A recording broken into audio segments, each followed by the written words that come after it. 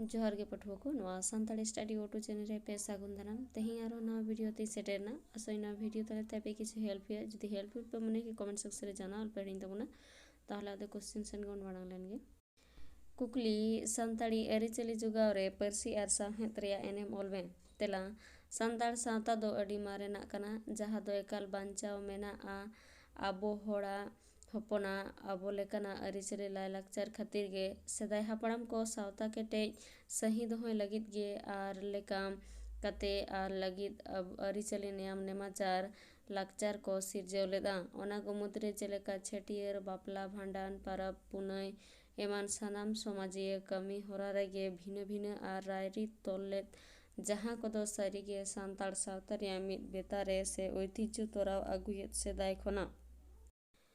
सानताड़ सावता रे जहाँ को अरिचली मेना ओना को दो याय खुंट रे हटिंग दो गानुआ जेलेका मिद दो लाकचार अरी बार दो रान मुरगन अरी पे दो सांगे मोड़े को अरी पौन दो बोंगा बुरु सानाम को अरी मोड़े दो जानाम खन मरण हबी रिया अरी तुरुई दो सावता अरी याय दो खेरवाल आड़ांग से परिस अरी सावता रे नवा को अरिचली रिया एनेम मेन कते हो बांग फोटिल रकाबा तबे नेबेतार दो जुग रिया फेरा होय आदिवासी समाज रे बोलो आकांते ओना को अरिचली रई रई ते सावता खोना आदो चला कना आदो ओना को अरिचली जोगाव लगिद कुरुमुटु रिया जथात समय हेय आकाना आबो होड़ हपन गे जस्ती कायते कुरुमुटु लागा बोना सानताड़ी अरिचली जोगाव लगिद जहाँ को कमी होरा मेना ओना को मुद्रे परसी आर सावहेद बारिया मारांग होरा गे परसी आर सावहेद रिया एनेम दो लातार रे ऑल होइना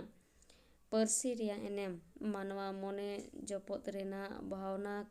परसी से आड़ांग मुद रेगे फोटेलोआ ओनाते अडी सोहलेते सावता रेया सानाम अरिचली नेयाम नेमाचार को रेना सावता चेतान एनेम आर ओना को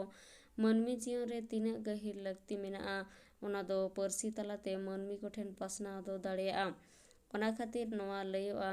अरिचली जोगाव रे मारांग दावे दोहया सावहेद रेया एनेम सावहेद दो हुयुगोग कना सृजनशील मनमी को जीवन रे जथात चितर साब राकाब गे हुयुग कना सावहेद ओनाते सावहेद गे हुयुग कना मिद माराम बंदेज जहा खातिर सानताड़ी अरिचली हो सावहेद रे साब कते टेकाव दोहो दाड़ेया ओना कते सावहेद तालाते गे सानताड़ी अरिचली दो जोगाव कते नवा हो रे उदुग दाड़ेया झतो खन तायम दाराम नवा लया जे सानताड़ी अरिचली जोगाव रे परसी आर सावहेद हो हुयुग कना मिद मारांग बंदेज वीडियो दो नोंडे गे मुचातेना वीडियो मुचाते भी नेल लगित सानाम को गे साय साय सारहाव जहाय नवा वीडियो फेसबुक रे पे नेले तबना उनको दो फेसबुक पेज फॉलो तबुन पे और जहाय नवा वीडियो यूट्यूब रे पे नेले तबना उनको दो